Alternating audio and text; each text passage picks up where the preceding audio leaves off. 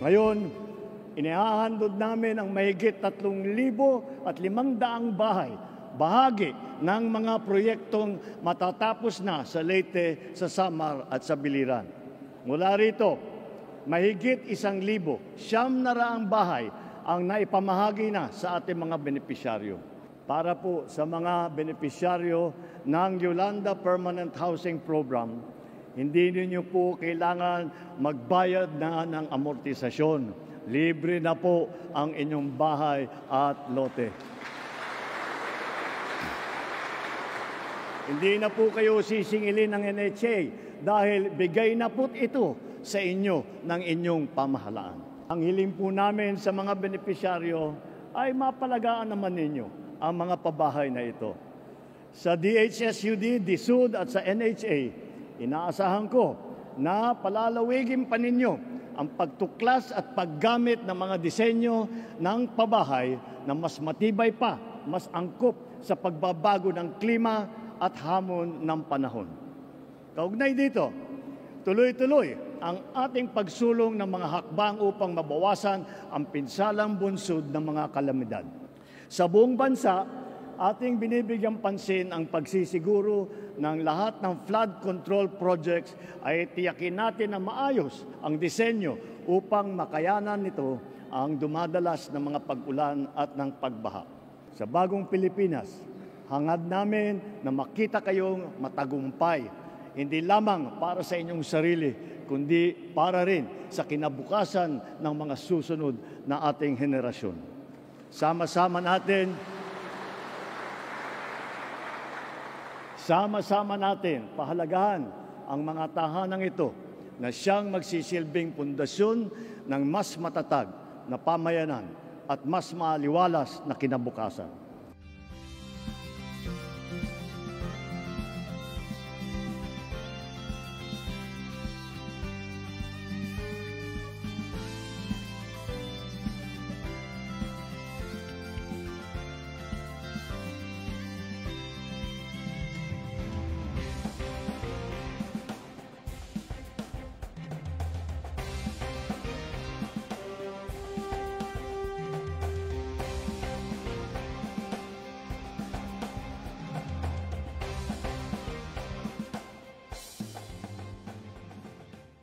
Ang NHA po ay tuloy-tuloy po ito sa sa kanyang mandato na magbigay po ng pabahay para sa ating mga kababayan na poorest of the poor, and of course yung mga tinamaan po ng calamity and yung mga government infrastructure projects. May mga completed na po, katulad po ng South Long Haul Project, may mga completed na po, and very soon po mag-turnover na rin po natin yan para sa ating mga kababayan. Karamihan po nito almost 90% complete na eh. Yung mga nasimulan po namin 2 years ago and last year po, this year po almost complete na po. And may mga sisimulan pa po kami this year para for the succeeding years po. Dito naman po sa Leyte, ang event po natin today ay turnover po ng mga open spaces and ng management po sa mga LGU. So basically, itong mga sites po na to may nakatira na po, tapos may mga ilang bakante po. So ang ginagawa po natin, turnover na po natin ang mga responsibility na yan sa LGU para sila na po ang mag-validate and mag-check sa mga qualified beneficiaries na titira pa po sa mga bakanting unit na ito. And with regards to the Yolanda Housing Project, we are almost 95% complete. Ito na lang po ang remaining few na turnover po natin para totally po ma-accomplish and 100% complete na po ang Yolanda Housing Project.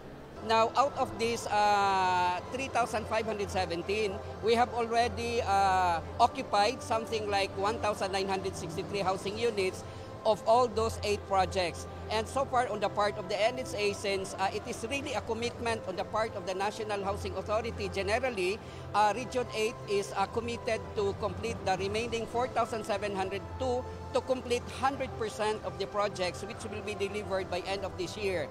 Ang gusto lang talaga ng NHA is we can provide home for the homeless, land for the landless for those affected sa Typhoon Yolanda, considering na 2013 ba ito. But on the part of the NHA, it's better late than never. Malaki po itong bagay na nakaabil po kami dito ng pabahay kasi po yung bahay namin nandun pa yung ng Yolanda. Malapit po kami sa ilog. Tapos bundok din. Tapos mahirap po yung kalagayan namin doon kasi muntikan na kami matamaan ng poste ng kuryente po. Simula po last July, nandito na po kami. We are happy and grateful na binigyan kami ng sariling bahay na namin. Dati, nakatira po kami sa gilid ng tubig, sa loob po. Pag binabaha kami.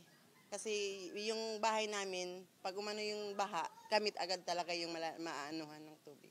Sobrang thankful po kasi, kumbaga, hindi lahat nabigyan. Kami po ay, kumbaga, biyaya po to sa amin. Napakasaya po na nakatanggap ako ng pabahay po. Kasi po, wala po akong kakayanan na pagpundar ganitong bahay na matibay. Hindi ka na kami mamroblema pag magkaroon ulit ng malalakas na bagyo katulad ng Yolanda. Para sa ating mga beneficiaries na nabiyaan and qualified po na magkaroon ng pabahay mula sa ating gobyerno, pinapakiusap ko po na pag-ingatan nyo po yan, pagyamanin nyo po yan, at bayaran nyo po kung meron man para po maipamana nyo po sa inyong mga sa inyong susunod na mga anak, and para po maging po nyo po yan para tungo sa isang magandang buhay.